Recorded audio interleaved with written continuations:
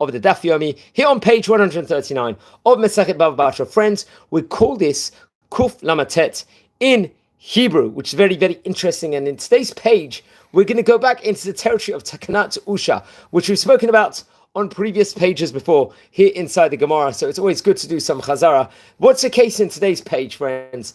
Over here, we're talking about a case, let's just say, where a wife will sadly pass away, and the husband is going to inherit, let's just say, the estate, or will inherit her property in itself. The question will be, do we view him as someone who purchased the property or someone who inherited the property? Now, there's going to be two different possibilities over here, given from the Gemara, is whether someone who was owed money, let's say by the wife, who then passed away, can they collect? There is a milveh al peh, a loan made with a verbal agreement, collects from the estate, but not from someone, let's say, who purchased the property. Now we're going to go looking into the famous Takkanot Usha, which is spoken about on previous pages before inside the Gemara in of itself on different Masechtot. And it might show over here, this suggestion by the Gemara, basing it on Takkanot Usha, allows potentially the husband to take his wife's property from a purchaser after she dies. Now, if we look back, there's a Masechet Rosh Hashanah on page 31, Aleph, over here. At the time, naturally, of the destruction of the Bet HaMikdash, the temple, as the Jewish people were sent into Galut, into exile, Hashem joined them by removing his presence from the temple in a series of stages, let's just say. And then there was a parallel move. The Sanhedrin gradually moved itself from its offices on the Temple Mount, that's where they were based, on the Bet HaMikdash, as well, making its way to the Galil, where most of the remaining Jewish people at that point in time were to live under Roman rule, Italian rule in of itself.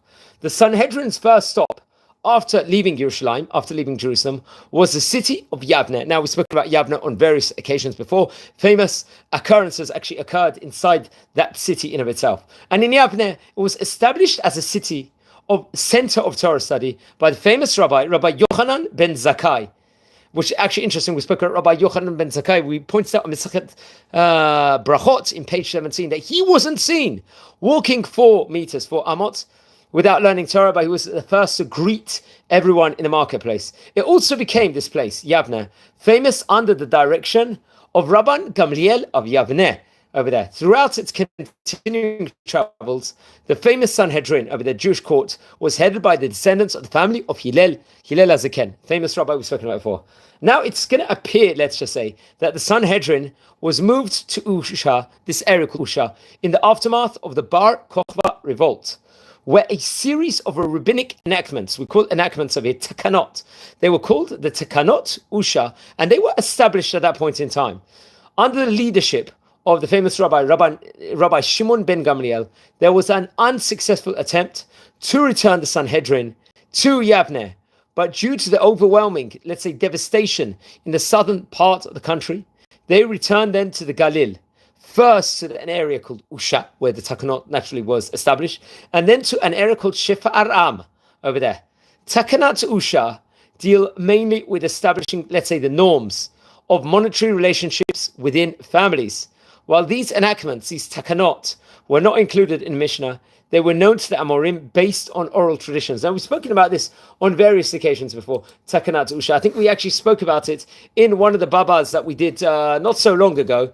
And I think it was, if I'm not mistaken, it was also, I think we've spoken about it also in this Masechet in Bava Batra on various different pages in of itself. So I would recommend everyone to look within regards to it in every single form that you can do. And I think they talk about it also in Masechet Tanit on page 24, Aleph and Bet. Naturally, there was a miracle for the charitable over there, where they brought about like the whole idea of Takkanot Usha in of itself that I would recommend everyone. I think they said that there was a famous story that actually took place in Takkanot in page 24 of Masechet Tanit. And one of the Takkanot of Usha over there, which we applied over there in Tanit, was that a person cannot donate more than 1/5, that's 20% of his possessions, to charity, which is interesting enough. And I think just to add on to that, the Rambam, the famous commentator, the Maimonides, in his commentary on the Mishnah, argued at the time that 1/5 is appropriate for someone who wants to fulfill the mitzvah, let's say, of charity, but it's not forbidden to donate more. That's what the Rambam actually adds on to that. onto that specific point in of itself. Rather, it is a midat hasidut, a pious attribute, let's just say, to actually donate more in and of itself. So Takkanot Usha, we've spoken about. An example was Masechet Ta'anit over there, which we spoke about on page 24. I recommend everyone to look at the notes within regards to that. Friends, I'm using, especially on today's page, the notes of the famous great Rabbi Adin Steinsaltz, who's compiled an excellent compilation for the Koran editions of the Gemara. I would recommend everyone to purchase it. Friends, we've covered already about 900 videos on this series of the daily Daf Yomi. Friends, we are a community here. We're learning a tidbit on the Daf Yomi every single day.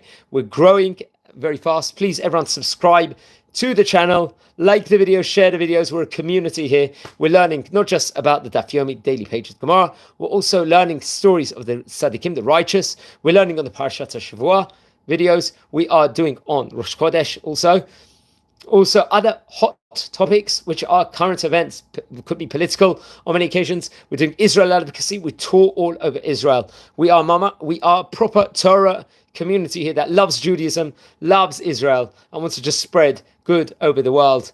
You can help by keep watching the videos and sharing the videos. That's the bit that you guys can do over here. So we all appreciate you. We all value you. And we're a community. I'm wishing you all a Shavua Tov. We just came out of Parashat Lech Lecha this Shabbat. Naturally, Parashat Lech Lecha is the third Parashat in Sefer Bereshit. We learned all about the story of Abram and Sarah, how they went into Egypt in this week's Parasha, the war of the 4 kings against 5 kings, where Lot was, let's just say, he was kidnapped and obviously released afterwards.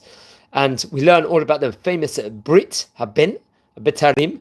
Also, and then there's going to be the Brit Milah in this week's parsha we saw with regards to Abraham Avinu, at the age of 99 years old, which is also interesting enough. Next week it's going to be Shabbat Parashat Va'era. You can watch the video we did on Parashat Lech Lecha inside the channel. We've actually covered 3 videos with regards to it since year 2022 over here. So wishing you all well. Take care and blessings from Israel.